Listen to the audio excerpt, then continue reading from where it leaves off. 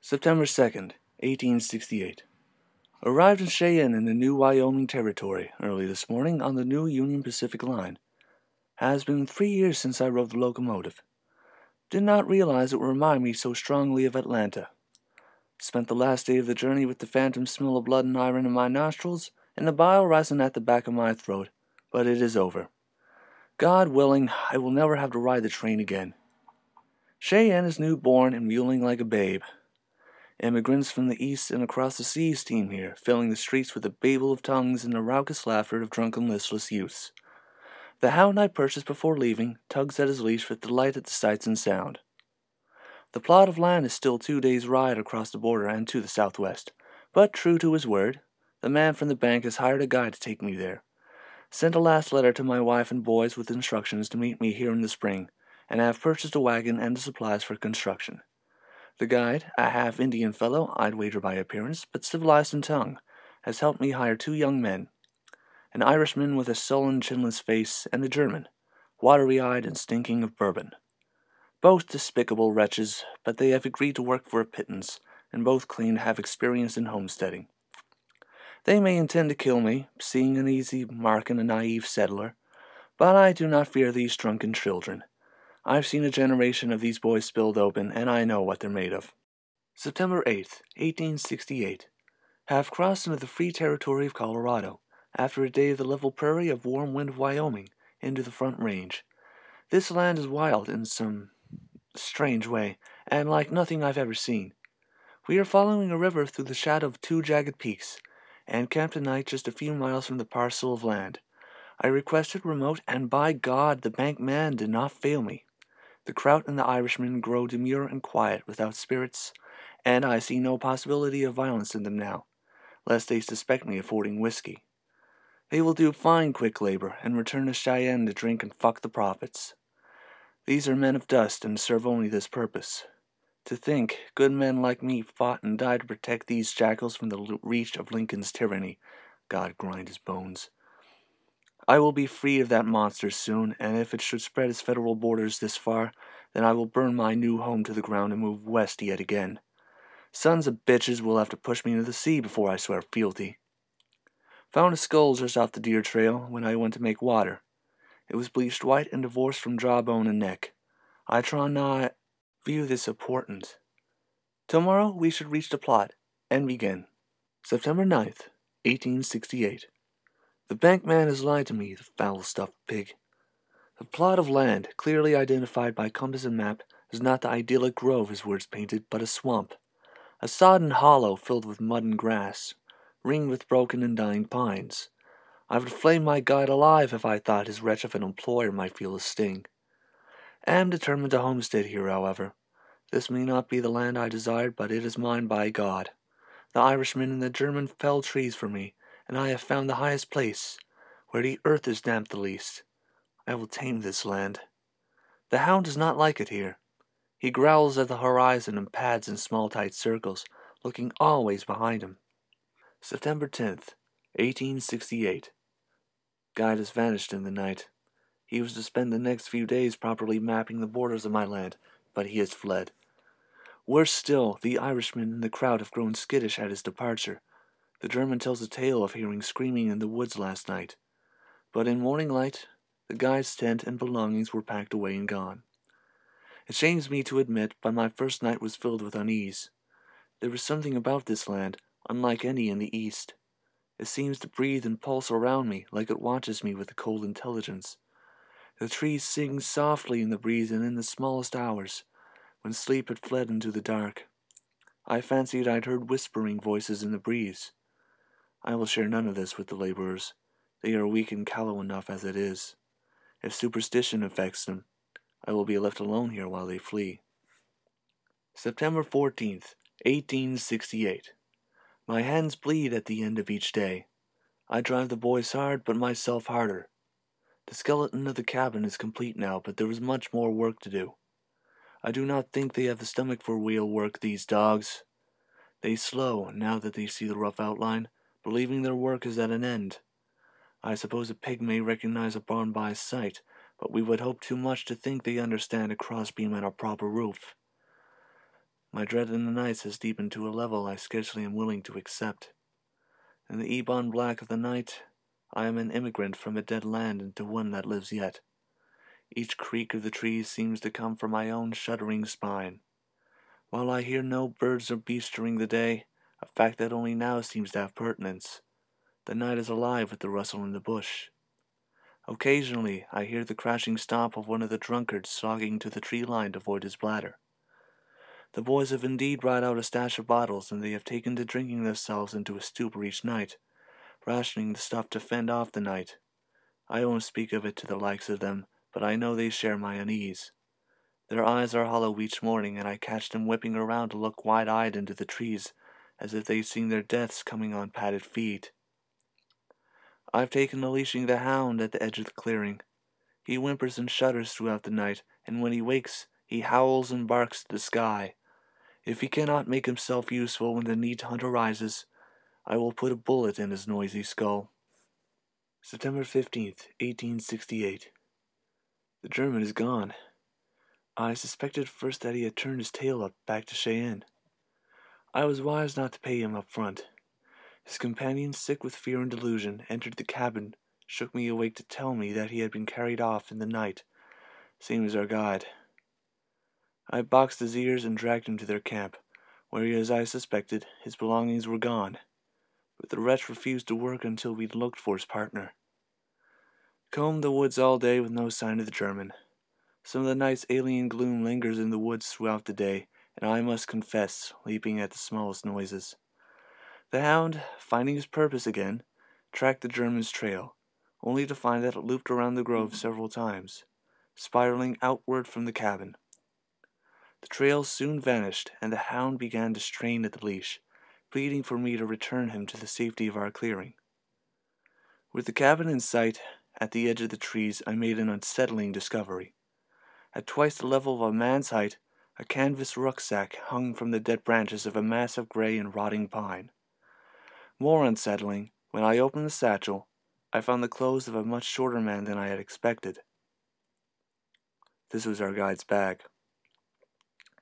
I will not tell the poor fear-crazed Irishman when he returns. To credit his bravery, he still remains in the woods as night falls. I hear him shouting his companion's name as he follows the spiraling trail with no end. He is a fool, but braver than I believed. The dark has swept over the land like the sackcloth of Revelations, and there is ice in my blood. I can no longer hear the Irishman now.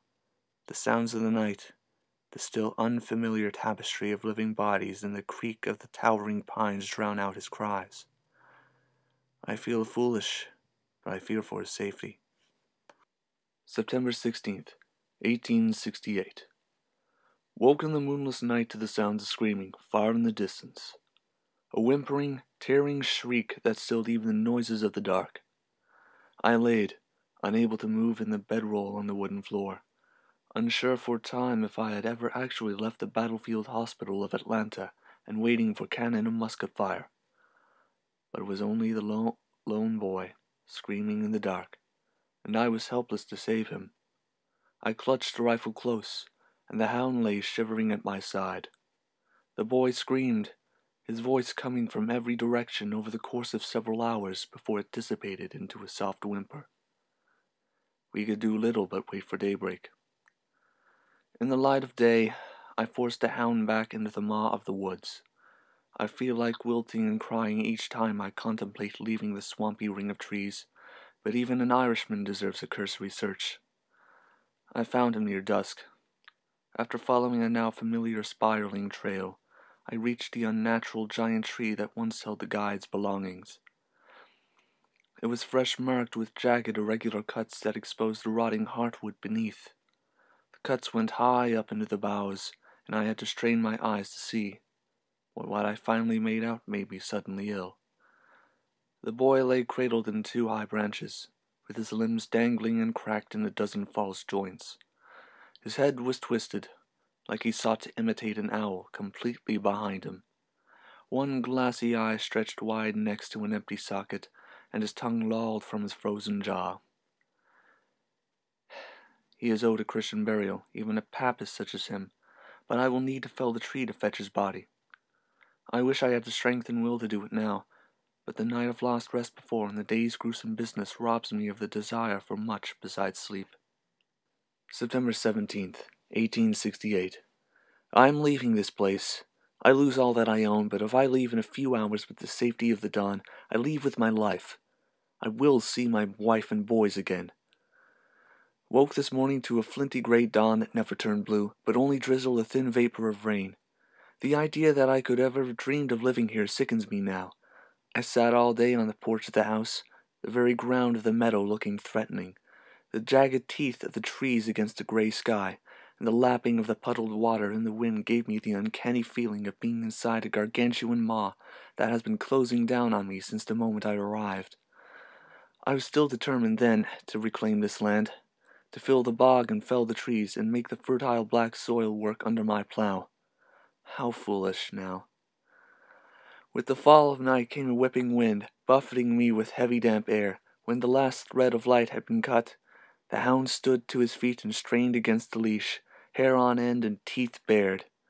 He strained on the leather leash that held him and began to growl, a low, menacing sound. I looked to where he struggled to lunge, but could see nothing in, no horizon between ground and forest or forest and sky, just blackness. When the leash broke and made a popping sound, like a firecracker, and the hound bolted into the black, I heard the angry rhythm of his barking as he was absorbed into the dark. Then it ceased, and I heard a sharp squeal. Then silence. The crowding throng of life that I had felt each night before was utterly silent, the only sound the dry rustle of the pine. I shouldered the rifle and fired once into the dark, and my skin rippled as my insides froze. In the bright flash of the rifle, I saw a phantom impression of the world inside the gloom, pale trees and wet earth, and I saw, clearly, the corpse of the hound, wet and glistening.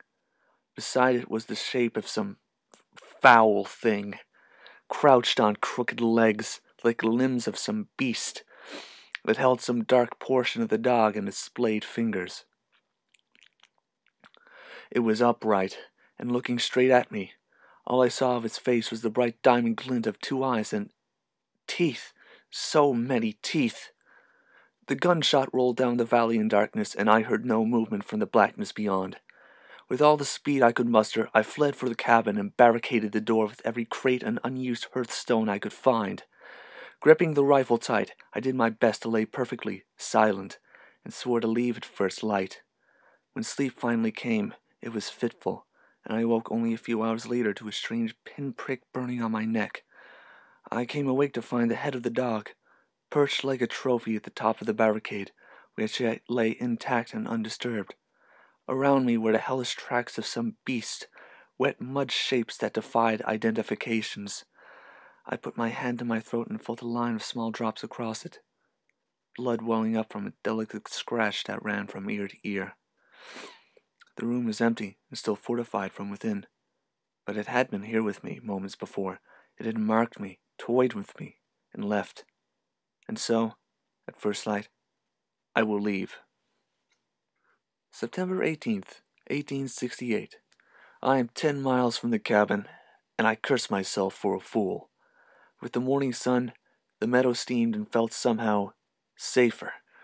But still I packed my lightest valuable tools and left the cabin. 5 miles down the road, doubt set in. I have stopped to eat on this small bluff looking out at the glory of God's creation, and I have made up my mind. Reading yesterday's entry flushes me with shame. What a coward I was! Whatever that thing is, it's a beast, and I am a soldier. I will hunt it, trap it, and kill it. What God and Grant could not grind out of me, I will not relinquish to some wild animal. I will not leave my wife and sons paupers. I will be a man. I will return. June 29th, 1869. Mrs. Augustine Shelby Grand Hotel, Cheyenne, Wyoming. Dear Mrs. Shelby, we recently received the enclosed from a pair of hunters who discovered it in forests of the Front Range in Colorado Territory.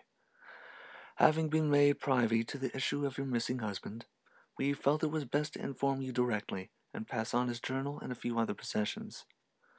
The hunters described the area in which they found the items in a way that agrees exactly with your husband's description in the journal, but there was no cabin, nor foundation, or any other signs of habitation.